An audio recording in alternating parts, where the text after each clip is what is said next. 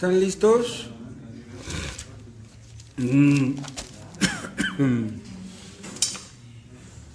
Vamos a ver el libro de Job.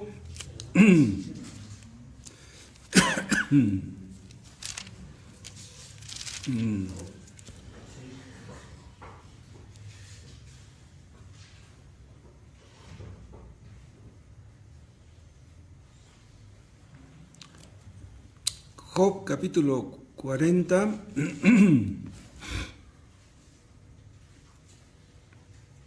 Estábamos viendo ese tema del pecado en el creyente, y aquí vean ustedes cómo Job llegó a ver su pecado.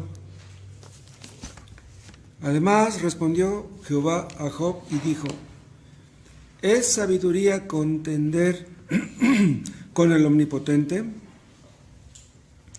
El que disputa con Dios, responda a esto. Entonces respondió Job a Jehová y dijo: he aquí que yo soy vil. ¿Qué te responderé? Mi mano pongo sobre mi boca. Una vez hablé, mas no responderé. Aún 2 veces, mas no volveré a hablar. Padre, bendito sea tu nombre. Gracias por tus bondades. Gracias, Padre, por tu misericordia a favor de tu pueblo, que mereciendo el infierno, Padre, nos bendices tanto. Bendícenos a través de tu palabra en esta hora. Que tu gracia y tu Espíritu Santo sean con nosotros. Ayúdanos, Dios, a conocer tu voluntad y danos tu gracia para ponerla por obra. En el nombre de Jesús. Amén.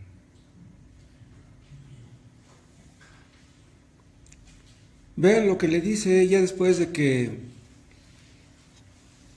Dios se le aparece a Job y le muestra, haciéndole tantas preguntas, su ignorancia. Ya ven que en los capítulos anteriores, en el 38 y en el 39, le hace muchas preguntas y Job no le puede contestar ninguna. A sus amigos les contestó todas las preguntas que le hicieron. Job era un hombre muy inteligente, muy culto. Leyendo lo que dice, ustedes llegan a esa conclusión. Él tenía respuestas para todas las preguntas, pero las preguntas que Dios le hizo no le contestó ninguna. Le dice en el 2: ¿es sabiduría contender con el Omnipotente? El que disputa con Dios, responda a esto. ¿Pero por qué le dice Dios esto? ¿Acaso Job estaba contendiendo con Dios? No, él estaba contendiendo con sus amigos. Y aquí usa 2 palabras: contender y disputar. Entonces, Job estaba supuestamente contendiendo con sus amigos y disputando con sus amigos. Pero aquí Dios le dice a Job que en realidad él estaba contendiendo con Dios y disputando con Dios. ¿Pero por qué? No parece claro eso. Lo que parece dar a entender es que cuando nosotros contendemos con alguien, en realidad estamos contendiendo con Dios. Si estamos disputando contra alguien, en el fondo posiblemente tengamos una disputa, pero contra Dios. Pero ¿en qué sentido Job contendería con Dios y disputaría con Dios? ¿En qué sentido? Bueno, sus amigos trataban de hacerle ver sus errores, pero él no quería admitir ninguno. Y en realidad tenía motivos para creer que sus amigos estaban equivocados, porque en realidad estaban equivocados. Pero él creía que él era perfecto, él creía que estaba bien en todo, y no estaba dispuesto a aceptar que sus amigos tenían la razón en algo.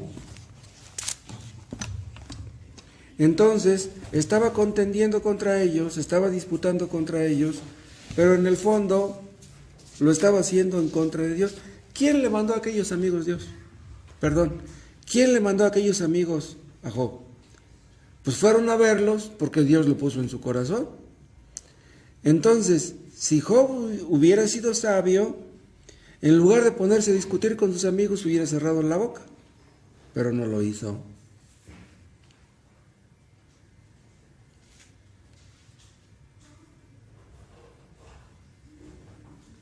Le dice a Dios en el versículo 3, entonces respondió Job a Jehová y dijo, he aquí que yo soy vil.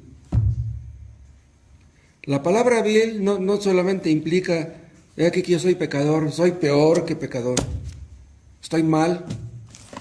Pero eso no se lo dijo a sus amigos, eso se lo dijo a Dios. Job dijo estas palabras cuando se vio en la presencia de Dios. Cuando se vio en la presencia de sus amigos, no lo dijo.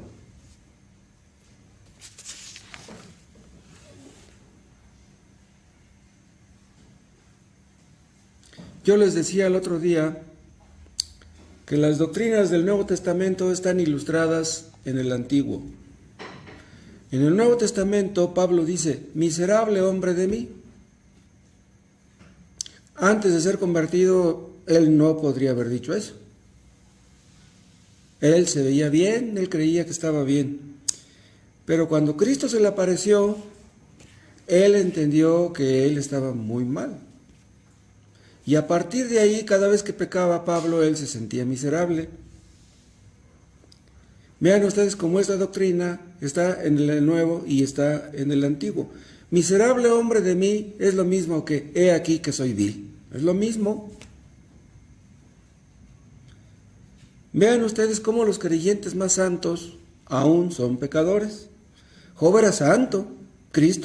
Dios le dijo a Satanás que Job era un varón temeroso de Dios, perfecto y recto. Pero aún así no era perfecto. Entonces, un creyente, aún siéndolo, tiene rastros de la vieja naturaleza, de la naturaleza depravada heredada de Adán, vestigios de los pecados que cometíamos antes, de los cuales no podemos deshacernos. Job creía ser íntegro delante de Dios. Se defiende de sus amigos en el capítulo 23, en el 31, en el 32. Le dice a sus amigos, yo siempre guardé los mandamientos de Dios. Yo seguí sus pasos. Nunca me desvié de los caminos de Dios. No adulteré en mi corazón. Nunca tomé lo ajeno. Nunca fui egoísta. Siempre fui compartido. Siempre ayudé a los pobres. Nunca confié en el dinero. No soy un hipócrita. Nunca me alegré de que a mis enemigos les fuera mal. Siempre fui hospitalario. Estas palabras se las dijo a sus amigos. Pero a Dios no le dijo nada de esto. Delante de Dios cerró la boca. ¿Se acuerdan que hay un versículo donde Pablo dice, si alguno cree saber algo, aún no lo sabe como debe saberlo?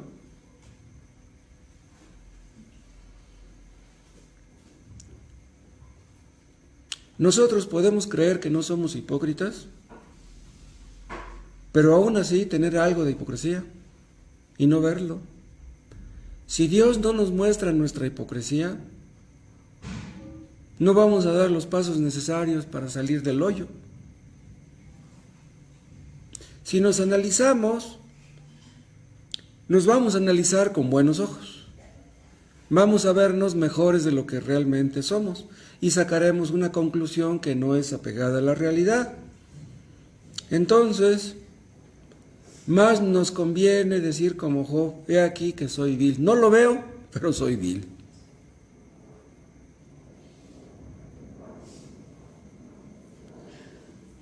Vamos a suponer que alguien se me acerca y me dice, ¿sabe qué, hermano Moisés? Yo he analizado su actuación y tengo aquí una lista de sus errores. Mire, ¿quiere usted ver? Aquí tengo una lista de sus defectos.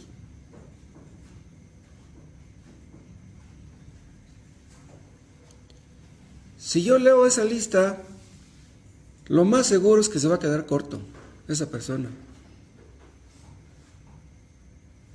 De que tengo más errores de lo que él piensa, de los que él ha visto.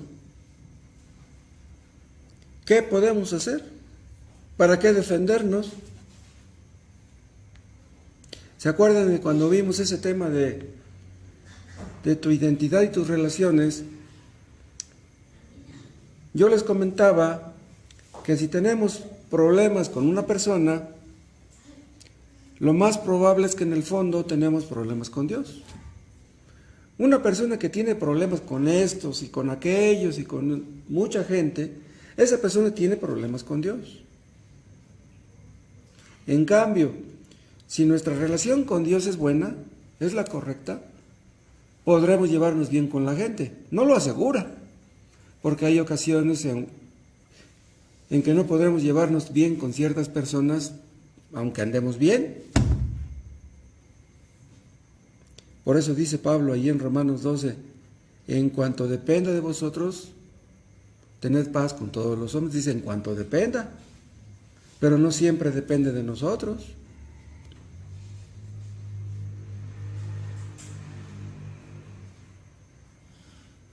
Cuando David pecó, él pudo ver el pecado que había en su corazón. Y por eso dijo, en maldad he sido formado y en pecado me concibió mi madre. O sea, nací pecador, pero antes no lo había visto. ¿Por qué no lo había visto? Yo estoy diciendo que cuando le llegó Natán, él entendió que había pecado en su corazón. Pero podemos creer que hay pecado, algo en nuestra mente, o tal vez algo en nuestras emociones, pero ¿realmente creeremos que hay pecado en nuestra voluntad? ¿O que en cada una de esas áreas hay pecado? ¿Que estamos mal de los pies a la cabeza? David le dice en el Salmo 51 a Dios, crea en mí, oh Dios, un corazón puro y renueva un espíritu recto dentro de él. Dice, crea en mí, oh Dios, un corazón puro. Pero no lo tenía. ¿Acaso no era convertido? Claro que era convertido. David era salvo. A pesar de lo que hizo, él era salvo. No vamos a decir que era salvo, perdió la salvación y luego fue salvo de nuevo, porque no. Él fue salvo. Él era salvo antes de caer con Betsabé y siguió siéndolo después. Que tuvo que sufrir las consecuencias de su pecado, lo sabemos muy bien. Pero no podemos decir que él era inconverso antes de pecar y ya fue convertido después de que llegó Natán, porque no es así. Nada más que cuando él tuvo una visión de la santidad de Dios y de la grandeza de su misericordia, fue cuando escribió el Salmo 51. ¿Se acuerdan cómo reaccionó Isaías cuando tuvo una visión de Dios? Dijo, ay de mí que soy muerto, que siendo hombre inmundo de labios, han visto mis ojos al Rey. Esto lo dijo Isaías cuando vio a Dios sentado en su trono.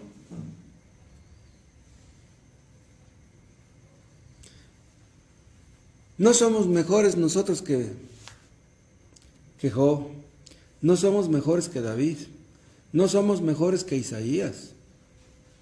Si decimos que no tenemos pecado, nos engañamos a nosotros mismos y la verdad no está en nosotros. Somos pecadores aún en nuestros mejores momentos. Y acuérdense que hemos visto que cuando más queremos servir a Dios es cuando más vemos nuestro pecado. O sea, un cristiano que no quiere servir a Dios, o más bien, un cristiano que no se esfuerza por servir a Dios, no ubica bien ese pecado que mora en él. ¿Se acuerdan que en Getsemaní Cristo les dijo a sus discípulos que velaran con él, que oraran junto con él? Ya sabían que Cristo iba a morir, ya se los había dicho muchas veces. Judas Iscariote ya no estaba ahí, ya había ido por los que lo iban a llevar a la muerte. Ya sabía lo que se avecinaba. Y Cristo les rogó, oren por mí, pero se quedaron dormidos. Les dijo, velad y orad para que no caigáis en tentación, y no velaron ni oraron. Amaban a Cristo, pero el pecado que moraba en ellos impidió que velaran y que oraran. A pesar de todo lo que habían visto, de todo lo que habían escuchado, de lo que habían hecho, de lo que habían predicado, se quedaron dormidos. Vean ustedes hasta dónde llega el pecado, el poder del pecado. No hay supersantos, no hay supercreyentes. Nos levantamos por la mañana y le pedimos a Dios que nos guíe, que nos ilumine, que nos fortalezca. Si oramos bien, nos sentimos bien. Decimos, no, pues ya puse en las manos de Dios mi vida, pues Dios ya sabe lo que tiene que hacer. Nos sentimos bien porque oramos bien, sentimos que Dios nos escuchó, pero eso no garantiza que el pecado no nos va a atacar. Aunque nos sintamos bien, eso no garantiza nada. De repente, Dios puede permitir que el pecado nos ataque. Vean lo que estoy diciendo, no el diablo, el pecado que mora en nosotros. No el mundo, el pecado que mora en nosotros. De repente sale a relucir nuestro mal carácter. Job estaba enojado con sus amigos, pero él no podía ver eso. Cuando estamos enojados, decimos palabras que después lamentamos de haber dicho.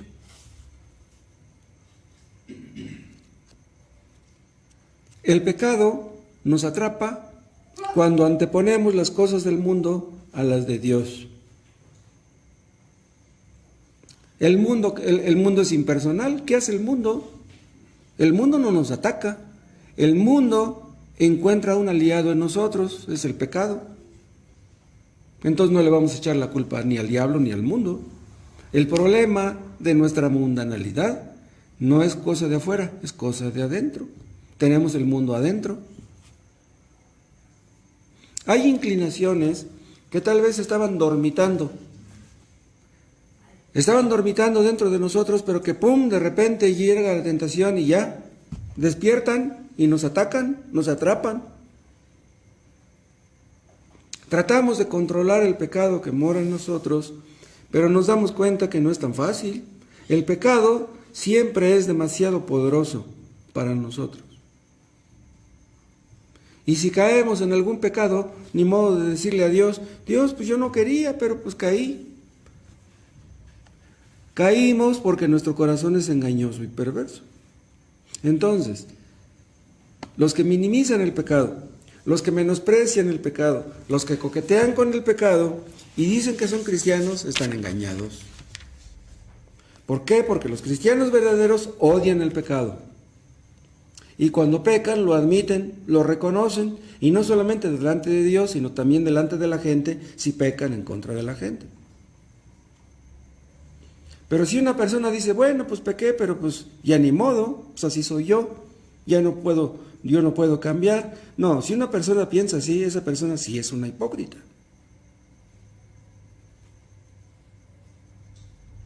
Los hijos de Dios siempre luchan contra su pecado. Los hipócritas se dejan llevar. ¿Cuántas veces hemos visto que una persona puede creer que está luchando contra su pecado, pero nada más está dorando la píldora? Porque en el fondo tal vez ame el pecado. Si tú en el fondo amas el pecado, creerás que estás luchando contra él, pero no lo estás haciendo. Y ya hemos visto tantas veces que el pecado que mora en nosotros se opone cuando queremos hacer lo bueno. Leer el periódico es fácil. Leer la Biblia no. Leer el periódico no es un asunto espiritual. Leer la Biblia sí.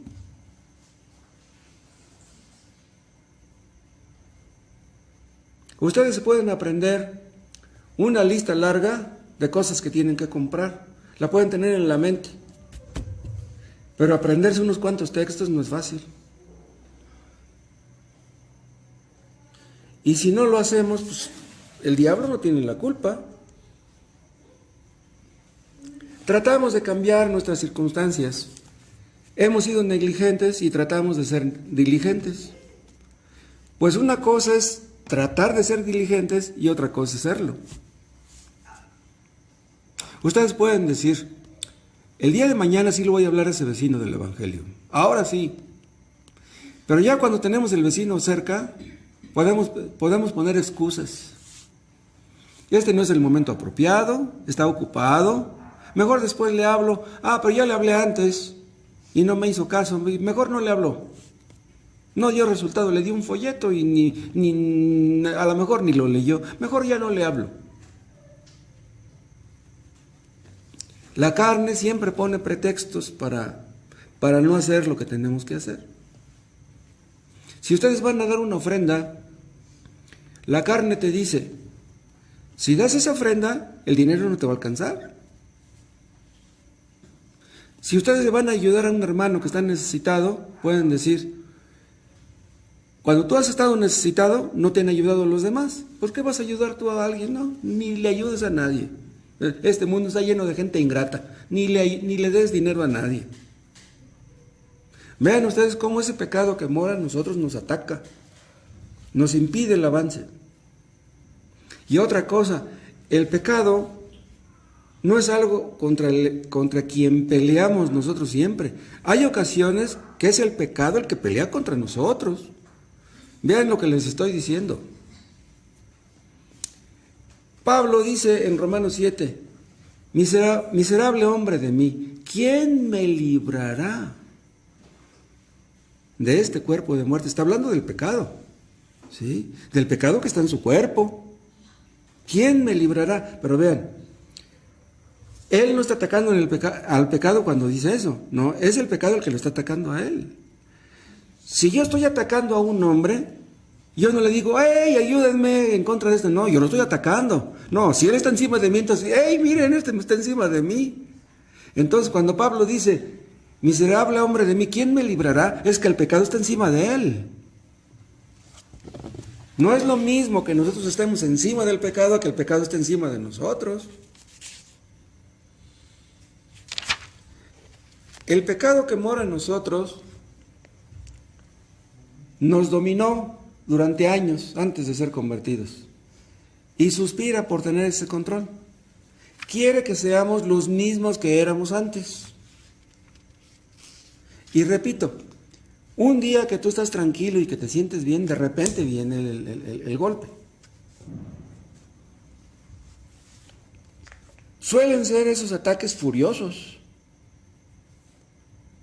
Pero si eso sucede, Dios permite eso.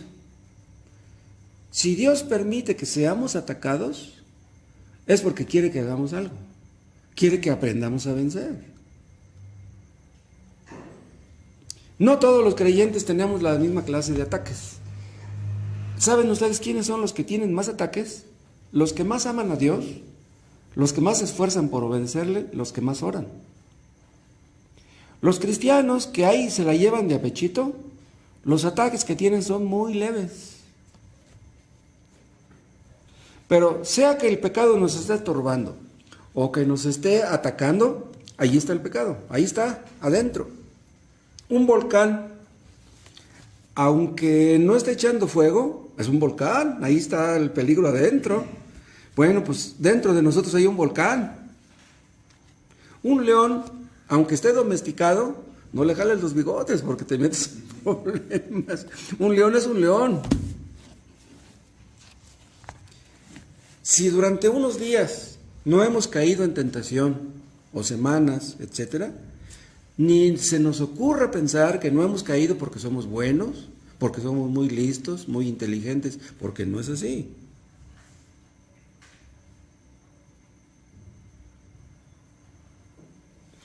Si nos sentimos bien en el sentido espiritual, a partir de ahí puedes salir el pretexto del pecado para atacarnos. Dios puede permitir que eso ocurra. Porque debiéramos sentirnos bien siempre. Debiéramos estar contentos siempre. Pero nos vamos a sentir bien porque estamos haciendo lo bueno. Pero si no lo estamos haciendo, si no estamos cumpliendo con nuestro deber, ¿tenemos derecho de sentirnos bien? El rey David iba a la guerra y vencía a todos sus enemigos. ¿Cómo se sentiría después de vencer a todos? Y llegaba a Jerusalén y pues, enseñaba los trofeos conquistados en la batalla.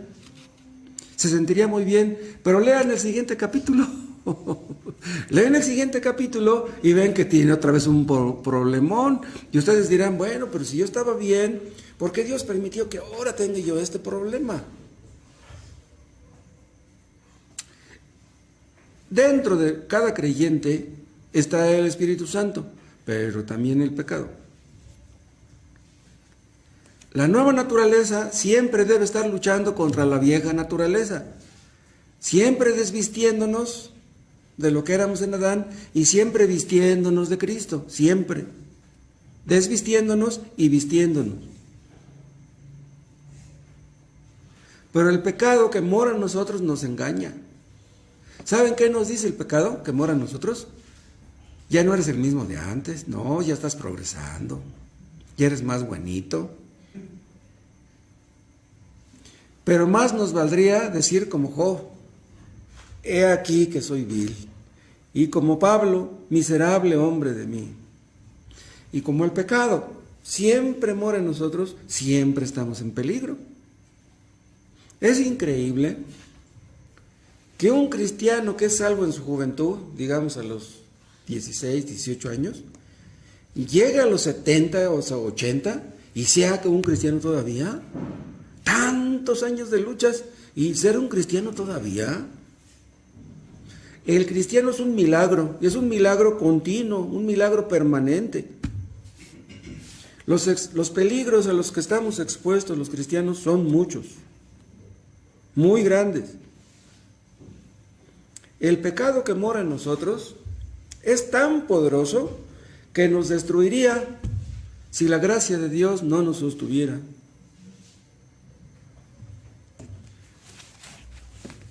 Si ustedes ven que viene un fulano corriendo hacia ustedes, trae un cuchillo en la mano, pues ustedes le dan la vuelta y se echan a correr. O algo harán para, si no pueden zafarse de él, pues algo harán para defenderse. Porque ustedes ven al enemigo, pero el pecado que mora en nosotros no lo vemos. Se esconde. Entonces, ¿cómo defendernos si está dentro y no lo vemos?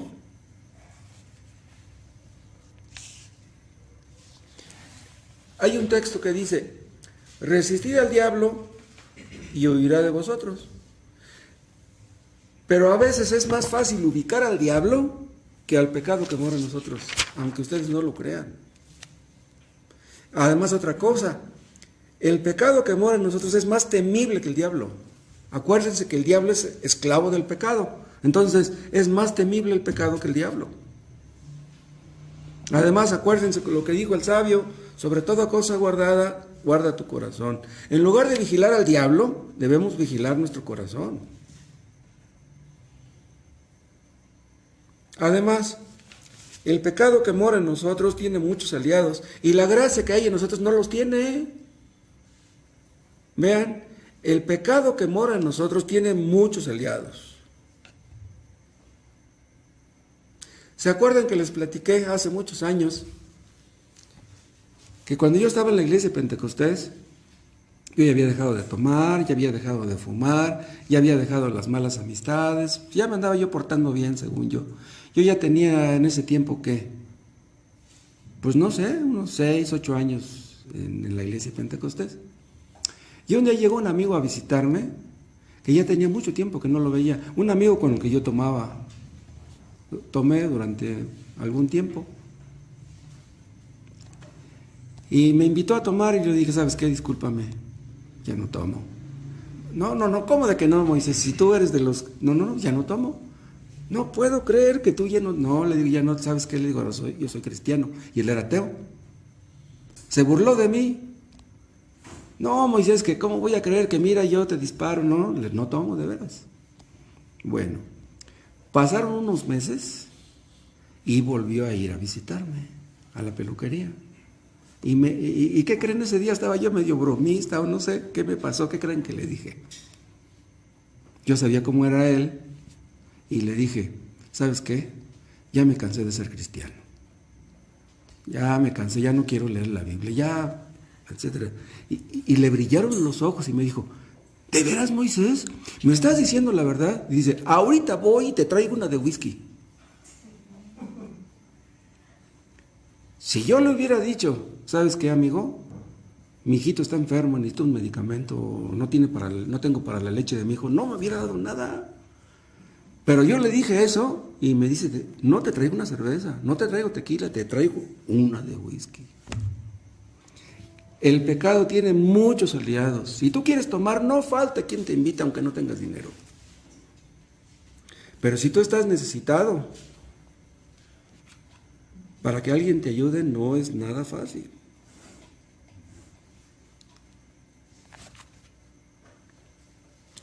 Los que viven a nuestro alrededor, que saben que somos cristianos o que lo han escuchado, si nos ven pecar, qué gusto les daría si nos vieran pecar.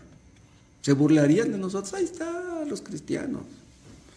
Qué gusto les daría que volviéramos a ser los mismos de antes. Nuestros miembros, los miembros de nuestro cuerpo, se acostumbraron durante años a servir al pecado. Y ahora, cuando queremos que sirvan a Dios, se niegan, respingan, ¿no? ¿Por qué? Nuestros pies se dirigieron a donde no debían, nuestras manos hicieron cosas que no debían, nuestras bocas dijeron palabras que no debían decir, nuestros ojos vieron cosas que no debían. Y esas cosas, ahí están, se acuerdan de antes.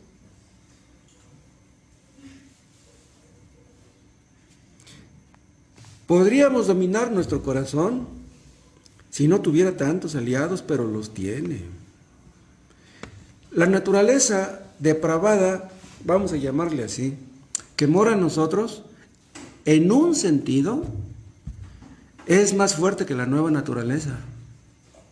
En un sentido, ¿sí? Porque estamos aquí abajo, ¿sí? Tiene todas las fuerzas de aquí abajo a su favor. Imagínense que Dios nos soltara un ratito, que Dios no nos protegiera un ratito, que nos abandonara. ¡Wow! Lo que haríamos si la gracia de Dios no nos guardara. Y ustedes dirán, pero ya con el paso de los años, ya amo más a Cristo, ya leo más la Biblia, ya estoy orando más, ya no creo que con la experiencia que tengo, que el diablo me vaya a hacer caer o el pecado que mora en mí. No. El rey David, cuando era joven, no cayó en adulterio. Cayó cuando ya estaba viejo. Eso es para ponernos los pelos de punta. Y con el paso de los años, el poder de la gracia que hay en nosotros no aumenta. El poder de la gracia pues es el mismo siempre, pero el poder del pecado que mora en nosotros sí aumenta.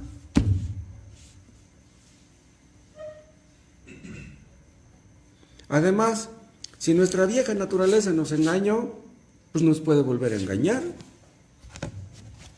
Nosotros diríamos que si ayer le pedimos perdón a Dios por un pecado, ya nunca deberíamos de cometerlo. Ya sabemos que es pecado eso. Pues una cosa es saber que algo es pecado y otra cosa es que ya nunca volvamos a cometerlo. Porque si eso fuera cierto, entonces habría muchos cristianos perfectos, que ya nunca cometerían ninguna clase de pecado. Pero no hay nadie así. ¿Cuántas veces le he pedido yo perdón a Dios de no haberle hablado a nadie del Evangelio. Muchas veces, perdón, Señor, en todo el día no le hablé a nadie. Y ese pecado se lo confieso a Dios casi todas las noches. A veces pasa una semana y no le hablo a nadie del Evangelio. ¿No es eso pecado? Si no es pecado eso, entonces ¿qué es? Lloramos por los errores que cometemos. Llegará un día que dejaremos de llorar. Sansón, cuando era joven, puras victorias. Ya cuando ya estaba más maduro, fue cuando cometió puros errores. Y aún si hemos sido fieles, si hemos servido a Dios por años, eso no quita que el diablo, el pecado, nos vayan a atacar mañana. Si la gracia de Dios no nos ayuda, olvídense. Estamos en peligro, día y noche. Aunque el diablo no nos ataque, aunque el mundo no nos atraiga, de todos modos tenemos un enemigo dentro. Del corazón mana la vida, ¿sí? ¿Cómo dice el texto? Que debemos guardar nuestros corazones porque de él mana la vida. De él mana la vida, pero también la muerte. Del corazón también mana la muerte. Dentro del corazón salen los malos pensamientos, los hurtos, las blasfemias, etc. No todos estamos conscientes en el mismo grado del pecado que mora en nosotros. Cuando Dios le mostró a Job su pecado, cerró la boca y dice, ya no vuelvo a hablar más, ya no me voy a defender más. Job no era tan tonto como para pensar que él era perfecto. No, él sabía que no era perfecto, pero no había visto su pecado como lo vio después de que Dios se le apareció. Vean ustedes cómo hay tiempos especiales en los cuales Dios nos muestra lo que hay en nosotros. Y lo que vemos no nos gusta. Es algo que tenemos que aprender por experiencia, como Job lo aprendió por experiencia. Por naturaleza creemos que somos buenas personas. Tenemos buena opinión de nosotros mismos, nos tenemos en un buen concepto. Y si vemos a un hermano que cae en un pecado, decimos, pero qué bárbaro, ¿cómo es posible que ese hermano haya hecho eso? Yo no hubiera hecho lo que él hizo. Ah, eso dices. A lo mejor hubieras hecho algo peor. ¿De qué podemos presumir? Si no caemos en algún pecado que cayó algún hermano, tal vez caigamos en otro, o estemos en otro y ni cuenta nos hemos dado todavía. Además, otra cosa, el pecado nos ataca también en base a los pecados que cometimos antes de ser convertidos. Por ejemplo, acuérdense de Spurgeon. Spurgeon fue convertido a los 16 años. Como él, su abuelo fue pastor, y su papá fue pastor, y su mamá era cristiana, y oraba por él, y desde niño le enseñó a leer las Escrituras. Yo supongo que cuando él fue convertido, él nunca había andado en pecados, nunca fue vicioso, nunca fue mal hablado, nunca anduvo con mujeres, nunca anduvo en vicios de ninguna clase. Entonces, las pruebas que él tendría después de convertido serían muy diferentes a las de algunos de nosotros. Porque algunos de nosotros cometimos pecados antes de ser convertidos terribles. Entonces, el recuerdo de esos pecados que cometimos antes puede volver y atacarnos de nuevo. Acuérdate, mira, ¿te acuerdas de aquello? ¿Te acuerdas de a qué te sabía el ron, el brandy, el tequila? ¿Te acuerdas? Sale en la televisión los comerciales y ahí pues cae el hielo en cámara lenta y luego cae el whisky y pues, ¿no? Entonces, los que fuimos viciosos, tenemos tentaciones que tal vez personas como Spurgeon o que se convierten en la juventud no tengan. Donde hubo fuego, cenizas quedan. Pero aún así, hayamos cometido muchos pecados o pocos, de todos modos hay corrupción dentro. Y debemos ser cuidadosos. Hayas cometido antes los pecados que hayas cometido. El asunto es que el diablo odia a todos los cristianos y los ataca a todos. Y el pecado que mora en ellos, pues los ataca también. Hay cristianos que son bien tranquilos. Hay cristianos que casi no se llenan de ira, que son muy sumisos, muy humildes. Por naturaleza, pues llegan a ser convertidos, pues siguen siendo iguales. Pero tienen sus luchas de todas maneras, porque pues todos las tenemos. Pero imagínense los que éramos iracundos, aquellos que éramos capaces de pelear con cualquiera. Bueno, yo no era de esos, pero ¿qué pasará después si alguien se te para enfrente y te reta los golpes? La adrenalina y olvídate.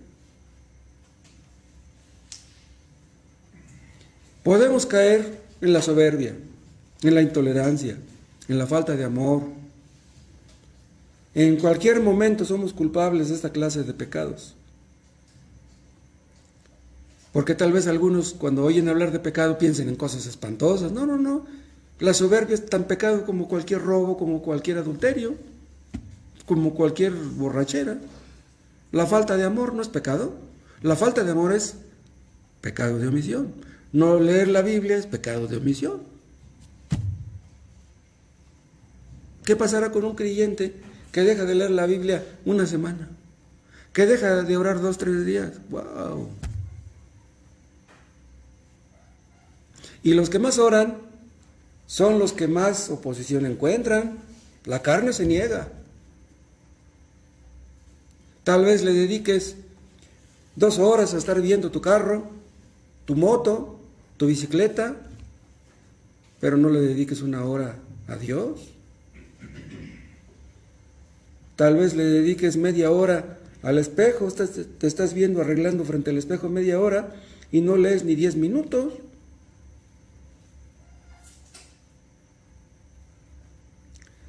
Job dijo, he aquí yo soy vil, cuando tuvo esta crisis. Antes de tener esta crisis, no lo dijo. ¿Qué pasa cuando sentimos a Dios cerca? Cuando sentimos a Dios cerca, decimos como Pedro, cuando sacó la red llena de peces que le dijo a Cristo, Señor, apártate de mí, que soy hombre pecador. Entonces entendió cuán grande y cuán santo era Cristo. Por eso le dijo eso. Cuando entendemos que Cristo es Dios y que es muy grande y muy santo, es cuando nos sentimos muy pecadores nosotros. En los inicios de la vida cristiana, el Espíritu Santo nos convenció de ser pecadores y tiene que convencernos diariamente. Pero si quiere convencernos y nos resistimos, pues entonces tendremos problemas. Debemos ser dóciles a la voz, a la guía, a la dirección del Espíritu Santo. Si ustedes, vean lo que les voy a decir, si alguno de ustedes no vio su pecado antes de ser bautizado, Dios les conceda que vean su pecado después de haber sido bautizados. ¿Por qué es posible eso? Digamos en el caso de Spurgeon, por ejemplo. Si Spurgeon no vio su pecado como se debía antes de ser convertido, yo supongo que se lo mostró después.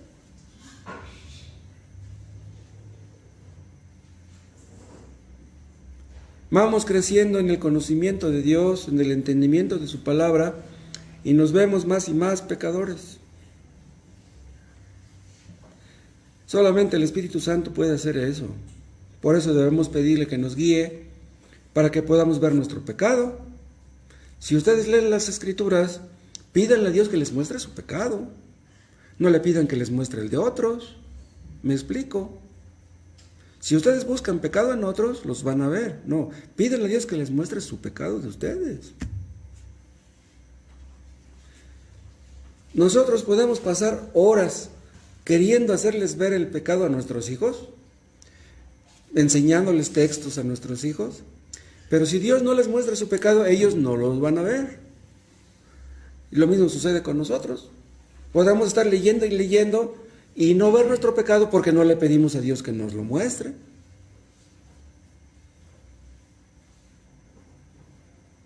David cayó en adulterio. ¿La culpa la tenía el diablo? No. ¿La culpa la tenía la muchacha aquella? No. La culpa fue de David enteramente. El problema está dentro, el enemigo está dentro, dormimos con el enemigo.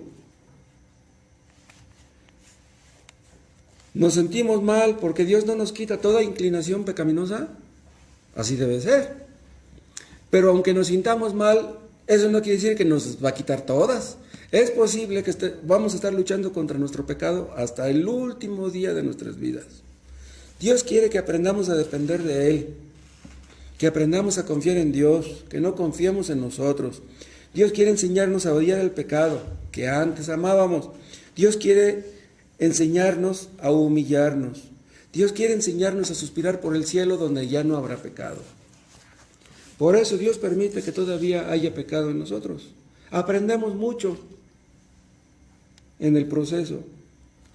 Entonces, pues, ¿qué tenemos que hacer? Bueno, unas pocas cosas. Una cosa que debemos hacer es no creer que ya estamos fuera de peligro, porque no lo estamos. No debemos creer que ya la hicimos porque no la hemos hecho.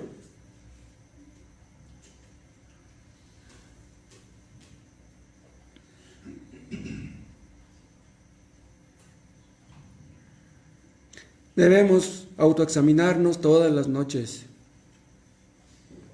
Que Dios nos libre de hacerlo de una manera muy superficial. Que Dios nos enseñe a autoexaminarnos profundamente. La verdad es que estamos lejos de ser lo que debiéramos. Debemos pedir a Dios que aumente nuestro amor por Cristo, que aumente nuestra fe. No debemos bajar la guardia nunca. Velar no es fácil, orar tampoco, pero no es algo que debemos dejar de hacer nunca. Además, otra cosa, Cristo vela sobre nosotros, ¿o no? Cristo nunca duerme, Cristo siempre está intercediendo por nosotros. Imagínense que Cristo dejara de interceder por nosotros, ¿dónde estaríamos? ¿Dónde terminaríamos? Además, si dejamos de velar y de orar, no solamente estamos en peligro nosotros, sino también nuestra familia y todos los hermanos. En el grado que un creyente se debilita, pues todos resultamos debilitados. Y si un hermano prospera en sentido espiritual, pues en ese grado pues todos estamos prosperando. No debemos dejar de orar por nuestros hermanos.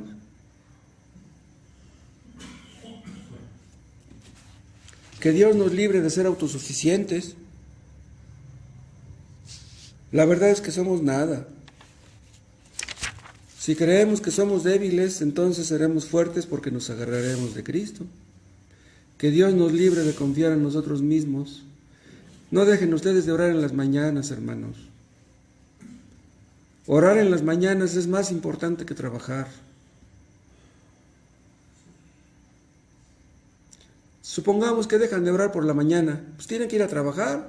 Si llegan tarde, pues van a perder el trabajo. Y pues no conviene que ustedes pierdan el trabajo, no, pues tienen que llegar temprano. Pero si tenemos trabajo, acuérdense, si tenemos trabajo, eso depende de Dios. Eso no depende de nosotros. Aunque tú seas puntual, eso no garantiza que vas a tener trabajo. También los puntuales se quedan sin trabajo.